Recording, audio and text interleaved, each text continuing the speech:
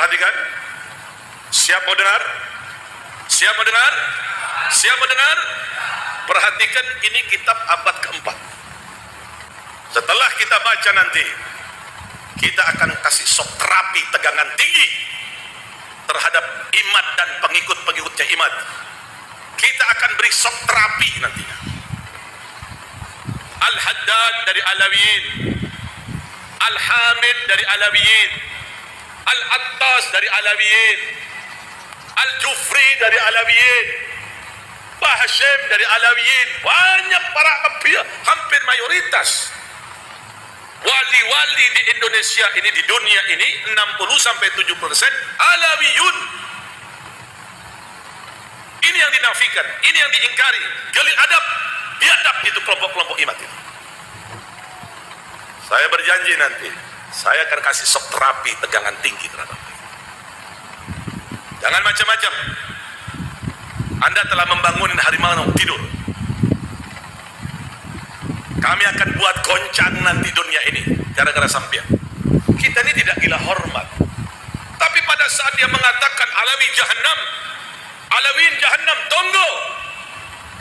Suatu saat kalian akan bertemu dengan saya nanti. Saya akan kasih shock terapi tegangan tinggi terhadap kalian nanti. Saya ingatkan kepada para santri, baik yang ada di Jember, atau yang ada di Banyuwangi, atau yang ada di Lumajang, atau yang ada di Probolinggo, atau yang ada di Pasuruan, atau yang ada di Madura, atau yang ada di Surabaya, para santri, jikalau ada kelompok-kelompok Imad, kelompok-kelompok pencaci maki Sada Alawiyin ini, pertama laporkan dulu kepada aparat kepolisian. Tapi kalau kepolisian tenang-tenang saja, polisinya tidak mau menggerak, polisinya malah memberikan fasilitas, umpamanya kita akan kasih shock terapi mereka dengan tegangan tinggi, sebagaimana kita kasih shock terapi terhadap orang-orang Syiah. Kita akan kasih shock terapi terhadap mereka. Tunggu waktunya. Kalau Syiah kita bisa sikat, kita bisa hanguskan, apalagi kelompok-kelompok Dajjal Imad ini. Kira-kira dibiarkan atau dilawan? Tidak ada jalan lain kecuali kita akan kasih shock terapi tegangan tinggi nantinya. Kalau Syiah saja di Madura, di Bogor, di Bondowoso, di Bangil, di Surabaya, di Madura, kita bisa kasih shock terapi dengan tegangan tinggi. Pasukan-pasukan mereka kita rontokkan, apalagi pasukan-pasukan Dajjal Imad ini kita akan berikan shock terapi dengan tegangan tinggi. Kalau tidak gitu, tidak akan pernah selesai ini. Lihat nanti, sabar nuntut. Tidak bisa dibiarkan ini kelompok-kelompok Dajjal ini tidak bisa dibiarkan. Betul tidak? Betul tidak? Tunggu waktunya. Pasti kami akan beri shock terapi tegangan tinggi. Katanya Imad Dajjal, ini ada kitabnya, kitab abad keempat. Sudah sahih di sini disebutkan bahwa Ubaid anaknya Ahmad. Ini kitab namanya Abnaul Imam. Nah, ini kitab Abnaul Imam sudah saya bahas hampir 2 tahun yang lalu ketika pertama kali saya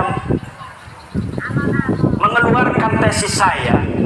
Seorang kiai dari Pelamunan, Banten datang ke rumah saya, manggilnya Abah sama saya, kiai dari Pelamunan, sekarang ketua PCNU Kabupaten Serang sekarang, namanya Gus Robi. Abah, ini ada kitabnya ini, karena dia mondoknya di Yaman. Ini ada kitab Abnaul Imam fi Misr wa Syam. Masya Allah, kata saya tidak ketemu kitab ini kok. Kiai Robi bisa ketemu. Sini saya lihat. Saya teliti kitabnya, ternyata kitab ini adalah kitab palsu.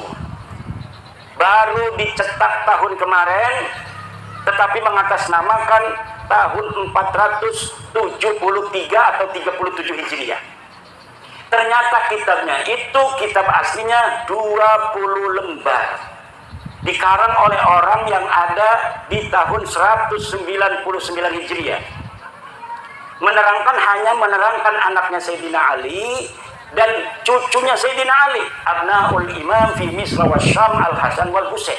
Tidak menerangkan yang lainnya karena tahunnya saja masih tahun 199 Hijriah. Sedangkan Ubaid itu wafatnya 383 Hijriah. Masa iya orang yang hidup di tahun 199 Hijriah bisa mencatat orang yang ada di tahun 383 Hijriah? Bohong apa ragu? Bohong. Lah iki jebari marah-marah bahwa kitabnya sudah ditemukan, ini kitab abad keempat, yang 473 kan kudunya abad kelima. Wis ngomong salah, isinya salah. Kalau misalnya kitab itu benar, itu sing cerdas-cerdas kan sing ngebela kayak Rumel Abbas, kayak Idrus Romli, itu dulu yang akan dipakai untuk menjawab saya. Profesor Said Agil Al-Munawar pasti akan membawa dalil itu kepada saya. Tetapi kenapa mereka tidak membawa? Karena mereka pun tahu itu kitab palsu. Dan kepalsuan itu diakui di mukaddimahnya ada.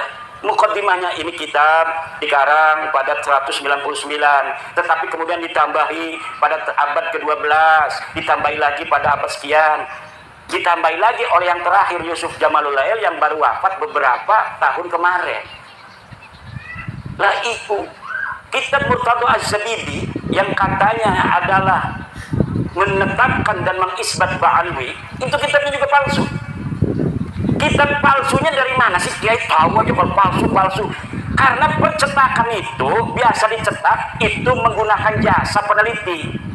Misalnya nih ada manuskrip ditemukan di Rumbia, manuskrip ini atas nama Pangeran Diponegoro. Panggil dari UI, filolog suruh nyetak. Tetapi peneliti tidak akan bohong. Dia akan cerita, manuskrip ini memang dikatakan tulisan Pangeran Diponegoro, tetapi dilihat dari kertasnya tidak memungkinkan dia berada pada masa Pangeran Diponegoro. Kertasnya ini dicetak atau diproduksi pada tahun 1950, sedang Diponegoro tahun 1825. Dari jenis tulisan yang ditulis pun tidak mencerminkan tulisan yang dipakai pada tahun 1825. Ini adalah tulisan abad ke-20. Itu tahu. Dan dia ngomong bahwa menulisnya ketika di Lampung. Pangeran Diponegoro katanya menulis kitab ini di Lampung. Sedangkan tidak ada pernah berita diketahui Pangeran Diponegoro pernah ke Lampung. Itu sebenarnya Pangeran Diponegoro siapa? Tapi karena misalnya Provinsi Lampung ini ketua PCNU-nya ingin dicetak aja sesuai dengan tulisannya itu karya Pangeran Diponegoro. Begitu yang terjadi dengan kitab Ar-Raudul Jali karangan Syekh Murtadha Az-Zabidi.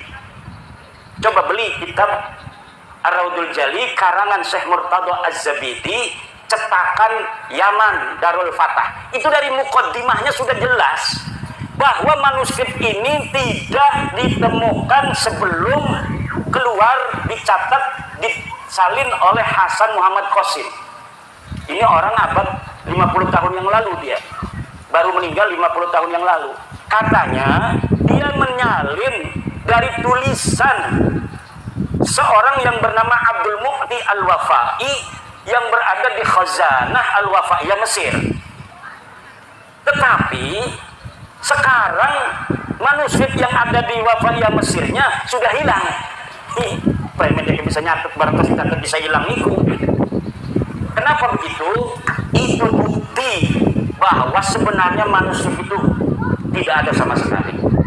Karena beberapa klaim mereka punya manuskrip di dalam sebuah kitab yang namanya Uqudul Almas karya Ali bin Tahir, setelah saya konfirmasi di kitabnya bohong.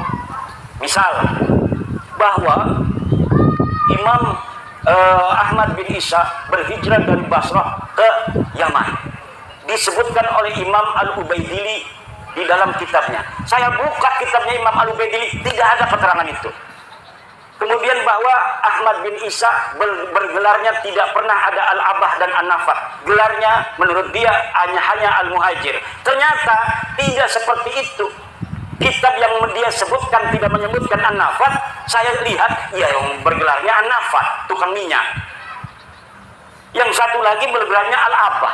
Al-Muhajir tidak pernah ada di kitab-kitab dari mulai hidupnya Ahmad bin Isa sampai dimunculkan pada 800 tahun kemudian nama Al-Muhajir sebagai alibi bahwa Ahmad bin Isa ini hijrah ke Yaman. Padahal yai Ahmad bin Isa ini orang pernah pindah ke Yaman. Lakas sama sekali berita kepindahan Ahmad bin Isa ke Yaman. Dia terkonfirmasi kitab abad kelima Al-Ghaibah karangan At-Tusi adanya di kota Madinah Al-Munawwarah. Dicari kapan wafatnya, tidak ada berita kapan wafatnya. Dicari di mana dia ini dikebumikan, tidak ada. Kenapa sampai dia tidak dicatat? Mungkin dia mati muda, tidak terlalu banyak peran dalam kehidupan. Kalau orang yang banyak peran, ketua PCNU, yang kadang-kadang anak nulis di media online, ketua PCNU menghadiri acara pelantikan PWI Kabupaten Lampung Tengah, berarti dia historis pernah ada di media online. Coba nama-nama yang hadir, coba lihat di Google, ketik nama Kiai Haji Suparman Abdul Karim, langsung merebet anak, dia historis, banyak yang memberitakan. Tapi kalau bapak-bapak kita yang tidak pernah ikut gabung-gabung di organisasi, dikir bening jogoa, gelati arane Samsuri, lakan di Google mereka yang kesawut, tidak pernah ada interaksi dengan masyarakat luas. Begitu pula lah keberadaan seseorang yang dikatakan dengan kesejarahan yang begitu luar biasa, pasti ada saja orang-orang sekitar dia yang menginformasikan tentang aktivitasnya waktu dia hidup. Tetapi nama-nama Ba'alwi ini sama sekali tidak ada. Bengen surah istifadah Habibi IKP bin Syihab bin Smith bin Yahya As-Sakab turunan Nabi, tapi siki anak tesis abad tua 4, 5, 6, 7, 8, 9 bahwa dia duduk putune Kanjeng Nabi. Ya kudu nerima tes DNA ini melenceng, turunan Nabi kudune J1 dek mah tes DNA ini hasilnya G haplogrupik. Turunan Nabi Muhammad, turunan Nabi Ibrahim J1 haplogrupnya. Mereka 180 orang yang sudah tes DNA kebanyakan G. Ini menunjukkan bahwa mereka bukan hanya bukan sebagai turunan Nabi, tapi juga bukan